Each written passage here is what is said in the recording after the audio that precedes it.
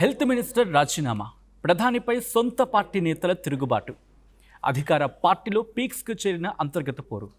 ఇది ప్రస్తుతం బ్రిటన్ రాజకీయ ముఖ చిత్రం. కేర్ స్టార్మర్కు వ్యతిరేకంగా సొంత పార్టీలోని అసంతృప్తి పెరుగుతూ ఉంది. కీలక నేతలు ఒక్కొక్కరిగా దూరమవుతూ ఉన్నారు. ప్రధాని కుర్చీ చుట్టే యూకే రాజకీయం నడుస్తూ ఉంది. అసలు యూకేలో ఈ సంక్షోభం ఎందుకు వచ్చింది? హెల్త్ మినిస్టర్ ఎందుకు రిజైన్ చేశారు? కేర్ స్టార్మర్ నిజంగానే ప్రమాదంలో పడ్డారా? బ్రిటన్ ఇంకోసారి రాజకీయ అస్థిరత వైపు అడుగులు వేస్తూ ఉందా? Let's break down the story. Hello, నమస్తే, వెల్కమ్ టు ఆర్టీవీ. నేను సచిన్. యూకేలో మళ్ళీ పొలిటికల్ క్రైసిస్ స్టార్ట్ అయింది. యూకే ప్రధాని కేర్ స్టార్మర్పై మంత్రుల తిరుగుబాటు కొనసాగుతూ ఉంది. ఆయన్ను గద్దె దించే ప్రయత్నాలు స్పీడప్ అయ్యాయి. ఇప్పటికే కొంతమంది డిప్యూటీ మినిస్టర్లు తప్పుకోగా, తాజాగా ఆయన క్యాబినెట్లోని కీలకమైన హెల్త్ సెక్రటరీ వెస్ స్ట్రీటింగ్ రిజైన్ చేశారు. తన రిజిగ్నేషన్ లెటర్లో స్ట్రీటింగ్ చేసిన వ్యాఖ్యలు యూకే రాజకీయాల్లో దుమారాన్ని రేపుతూ ఉన్నాయి. ఇరాన్ యుద్ధంలో బ్రిటన్ నేరుగా పాల్గొనకుండా చేయడంలో మీ పాత్ర బాగుంది, కానీ దేశాన్ని నడపడానికి కావాల్సిన క్లియర్ అండ్ క్రిస్టల్ క్లియర్ దూరదృష్టి అంటూ ఉంటారు. అంటే స్పష్టమైన దూరదృష్టి లేదు అని ఆయన లేఖలో చెప్పుకొచ్చారు. వచ్చే ఎన్నికల్లో లేబర్ పార్టీని గెలిపిస్తారన్న నమ్మకం లేదంటూ నేరుగా ప్రధాని నాయకత్వంపైనే బాంబు పేల్చాడు. దీంతో స్టార్మర్పై తిరుగుబాటు స్ట్రీటింగ్తోనే స్టార్ట్ అయిందనే చర్చ జరుగుతుంది. అయితే ఈ రిజిగ్నేషన్ మాత్రమే కాదని, ఎప్పటి నుంచో ప్రధాని కుర్చీపై కన్నేసిన వెస్ స్ట్రీటింగ్ టైం చూసి గేమ్ స్టార్ట్ చేశారని విశ్లేషకులు భావిస్తున్నారు. అసలు యూకేలో ఈ లెవెల్ సంక్షోభానికి ప్రధాన కారణం ఈ మధ్య జరిగిన లోకల్ బాడీ ఎలక్షన్స్ రిజల్ట్స్. అవును, ఈ ఎన్నికల్లో అధికార లేబర్ పార్టీ ఆశించిన స్థాయిలో రిజల్ట్స్ సాధించలేకపోయింది. దాంతోపాటు చాలా ప్రాంతాల్లో ఘోరంగా ఓడిపోయింది కూడా. ఎస్పెషల్లీ ఇంగ్లాండ్, వేల్స్, స్కాట్లాండ్ ఈ ప్రాంతాల్లో లేబర్ పార్టీకి భారీగా ఎదురుదెబ్బ తగిలింది. ఇంకోవైపు ఇదే టైంలో అపోజిషన్ కన్జర్వేటివ్ పార్టీతో పాటు జాతీయవాది పార్టీలు కూడా చాలా వేగంగా బలాన్ని పెంచుకుంటూ దూసుకుపోతూ ఉన్నాయి.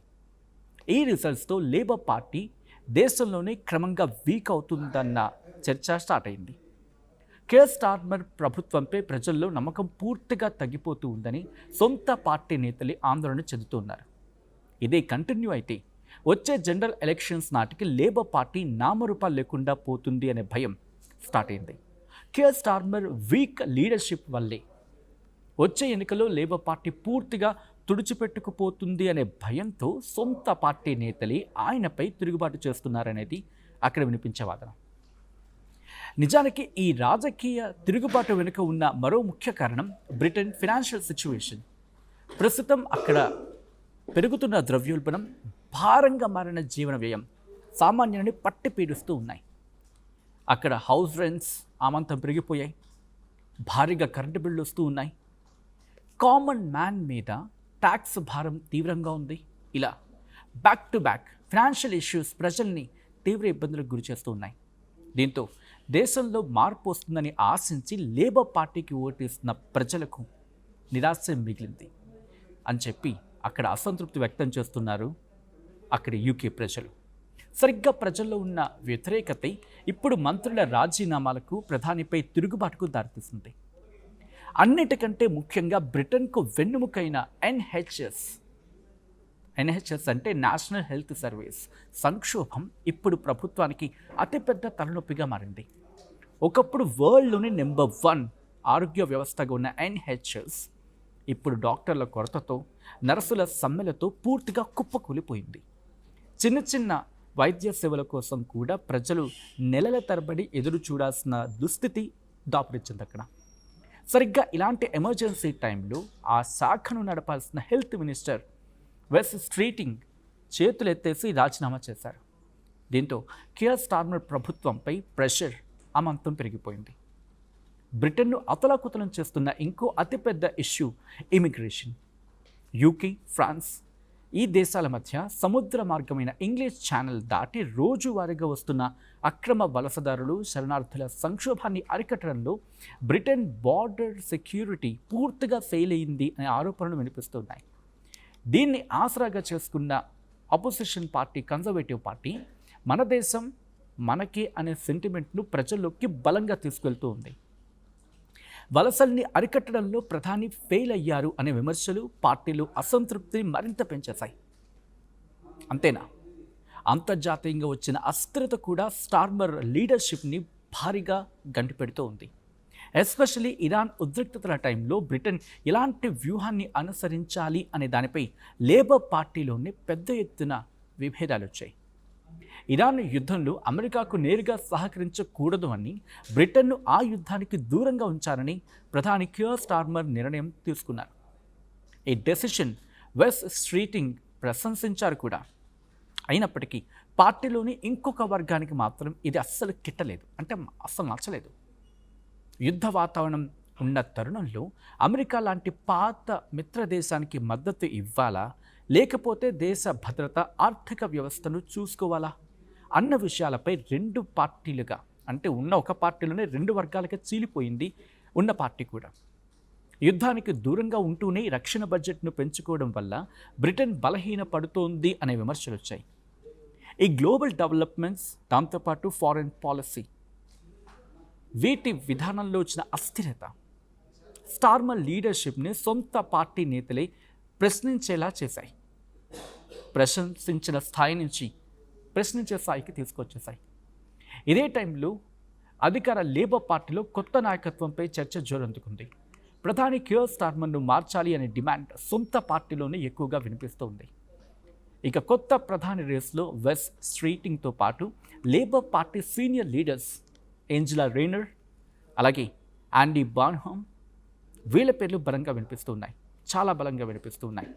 ఎస్పెషల్లీ అవసరమైతే ప్రధాని రేసులో దిగేందుకు తాను కూడా రెడీ అంటూ ఏంజెలా రేనర్ బహిరంగంగా ప్రకటించడం లేబర్ పార్టీలో జరుగుతున్న అంతర్గత కుర్చీ కుమ్ములాటను పీక్స్కు తీసుకువెళ్ళిందని చెప్పేందుకు ఒక ఉదాహరణగా మాట్లాడుకోవచ్చు. బ్రిటన్ రాజకీయాల్లో అంతర్గత తిరుగుబాట్లు, సొంత పార్టీ నేతలే ప్రధానుల కుర్చీని లాగేయడం కొత్త ఏం కాదు. గతంలో అంటే కన్సర్వేటివ్ పార్టీ హయాంలో కూడా ఇలాగే జరిగింది.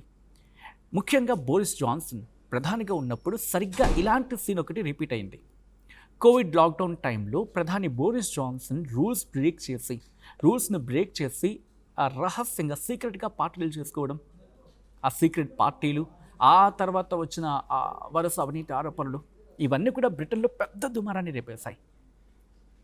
ఇప్పుడు కియర్ స్టార్మర్ క్యాబినెట్ నుంచి వెస్ట్ స్ట్రీటింగ్ ఎలాగైతే బయటకు వచ్చారో, ఆ రోజు కీలక మంత్రులు ఒక్కొక్కరిగా రాజీనామాలు చేస్తూ బోరిస్ జాన్సన్పై తిరుగుబాటుకు దారితీశారు.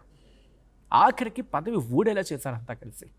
ఇప్పుడు లేబర్ పార్టీలో కూడా అదే ఫార్ములా నడుస్తోందా అన్న డౌట్స్ రైజ్ అవుతున్నాయి.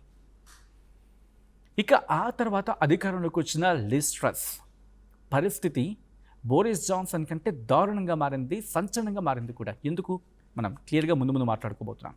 ఆమె తీసుకున్న వివాదాస్పద నిర్ణయాలు బ్రిటన్ ఆర్థిక వ్యవస్థను రోడ్డున పడేశాయి. లిజ్ ట్రస్ తీసుకొచ్చిన ఫినాన్షియల్ చేంజ్ ఓవర్స్ మార్కెట్స్ని కుప్పకూరేలా చేసింది. ఎంతలా అంటే పౌండ్ విలువ పడిపోయింది దారుణంగా. దీంతో ప్రెషర్ బిల్డప్ అయింది, క్రైసిస్ ముదిరిపోయింది. దీన్ని తట్టుకోలేక ఎంతలా అక్కడ ఇది మునిగిపోయిందంటే వీటిని తట్టుకోలేక ఆమె కేవలం ఒక 45 రోజుల్లోనే రాజీనామా చేశారంటే అర్థం చేసుకోవచ్చు. బ్రిటన్ చరిత్రలోని అత్యంత తక్కువ కాలం ప్రధానిగా చేసిన వారుగా లిజ్ ట్రస్ నిలిచిపోయారు. లిజ్ ట్రస్ తప్పుకున్నాక బ్రిటన్ ఫినాన్షియల్ సిస్టమ్ని చక్కదిద్దే బాధ్యతతో భారత సంతతి నేతగా రిషి సునక్ ప్రధాని పీఠాన్ని అధిష్ఠించారు. కానీ అప్పటికి కన్జర్వేటివ్ పార్టీపై ప్రజల్లో తీవ్రమైన వ్యతిరేకత వచ్చేసింది. మనం ముఖ్యంగా ఫినాన్షియల్ సిస్టమ్, అక్కడ ఫినాన్షియల్ క్రైసిస్ని అక్కడి నుంచి బయటపడడానికి, బ్రిటన్ నుండి బయటపడడానికి, అక్కడ ఆర్థిక పరిస్థితిని కాపాడడానికి రిషి సునక్ ఎంత ట్రై చేసినా దేశంలో ధరలు పెరిగిపోయాయి. దాంతోపాటు అంతర్గత వలసల సమస్యలు కూడా ముదిరిపోయాయి. దీంతో ప్రజల్లో ప్రభుత్వంపై పూర్తిగా నమ్మకం పోయింది. ఈ సిచ్యువేషన్లో ఆయన ముందస్తు ఎన్నికలకు వెళ్ళాడు. కన్సర్వేటివ్ పార్టీ ఘోరంగా ఓడిపోయింది. లేబర్ పార్టీ భారీ మెజారిటీతో విజయం సాధించింది. దీంతో రిషి సునక్ పదవి నుంచి దిగిపోవాల్సి వచ్చింది. ఇక వీళ్ళందరికంటే ముందు థెరిసా మే కూడా బ్రెగ్జిట్ సంక్షోభ టైంలో సొంత పార్టీ నుంచే తీవ్ర వ్యతిరేకతను మూటగట్టుకున్నారు. బ్రెగ్జిట్ ఒప్పందంపై సొంత పార్టీ ఎంపీలే తిరుగుబాటు చేయడంతో చివరికి ఆమె కూడా పదవి నుంచి తప్పుకోవాల్సి వచ్చింది. ఇప్పుడు సరిగ్గా ఇదే పరిస్థితి కేర్ స్టార్మర్ది. కేర్ స్టార్మర్ విషయంలో కూడా ఇలాగే కనిపిస్తూ ఉంది పరిణామాలన్నీ కూడా.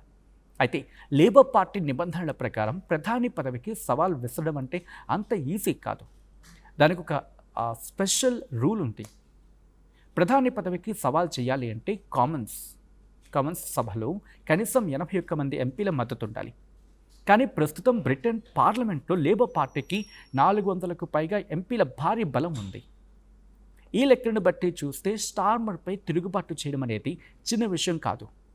పార్టీలో పెద్ద స్థాయిలో అసంతృప్తి పెరిగితేనే ఇలాంటి పరిస్థితి వస్తుందని విశ్లేషకులు అంటూ ఉన్నారు. అయితే ఈ పొలిటికల్ క్రైసిస్ కేవలం పార్లమెంటుకే పరిమితం కాలేదు. బ్రిటన్ ఫినాన్షియల్ మార్కెట్స్పై కూడా తీవ్రమైన ప్రభావాన్ని చూపిస్తూ ఉంది. లండన్లో పొలిటికల్ క్రైసిస్ పెరగడంతో ఇన్వెస్టర్స్ వాళ్ళ ట్రస్ట్ తగ్గిపోతూ ఉంది. దీంతో ఇంకేం చేస్తారు? ఇంటర్నేషనల్ మార్కెట్లో బ్రిటిష్ పౌండ్ విలువ ఒక్కసారిగా అప్ అండ్ డౌన్ని చవి చూడాల్సి వస్తుంది. అక్కడ బ్రిటన్ మళ్ళీ పాత రోజుల్లోకి వెళ్తుందా? లిజ్ ట్రస్ హయాంలో లాగా మార్కెట్లు కుప్పకూలి ఆర్థిక గందరగోళం స్టార్ట్ అవుతుందా అన్న ఆ ఆందోళన ఇప్పుడు ఇన్వెస్టర్స్ను వెనకడుగేసేలా చేస్తోంది. వాళ్ళు ఒక వెనకడుగు వేసేలా చూస్తూ ఉంది అక్కడ పరిస్థితి. లండన్ వేదికగా సాగుతున్న ఈ పొలిటికల్ క్రైసిస్ కాస్త దేశాన్ని ముంచేసి పెద్ద ఎకనామిక్ క్రైసిస్గా మారే ప్రమాదం స్పష్టంగా కనిపిస్తుంది. నిజానికి అమెరికా తర్వాత గ్లోబల్ పాలిటిక్స్ అంటే జియో పాలిటిక్స్లో అత్యంత ప్రభావవంతమైన దేశాల్లో బ్రిటన్ ఒకటి. అలాగే గ్లోబల్ పవర్ హౌస్ దేశాల్లో జరుగుతున్న ఈ అంతర్గత యుద్ధం ఇప్పుడు ప్రపంచవ్యాప్తంగా హాట్ టాపిక్గా మారుతూ ఉంది. మరి ఈ తిరుగుబాటు ప్రధాని కేర్ స్టార్మర్ను ప్రధాని కేర్ స్టార్మర్ తన కుర్చీని కాపాడుకునేలా చేస్తుందా? ఇటువంటి సిచ్యువేషన్లో ఆయన తన పదవిని కాపాడుకోగలరా? లేకపోతే గత ప్రధానుల మాదిరిగానే మధ్యలోనే గద్దె దిగిపోతారా అనేది ఇప్పుడు $మిలియన్స్ క్వశ్చన్. ఆ సస్పెన్స్ కొనసాగే అవకాశం క్లియర్గా కనిపిస్తోంది. బట్ ఏదేమైనా తన పదవిని కాపాడుకునేందుకు ఆయన తీవ్రమైన ప్రయత్నాలు చేస్తున్నారు. లెట్స్ వెయిట్ అండ్ వాచ్ అక్కడ పరిణామాలు ఎలా మారుతాయనేది. మీ అభిప్రాయం ఏంటి? కామెంట్ చేసే ప్రయత్నం చేయండి.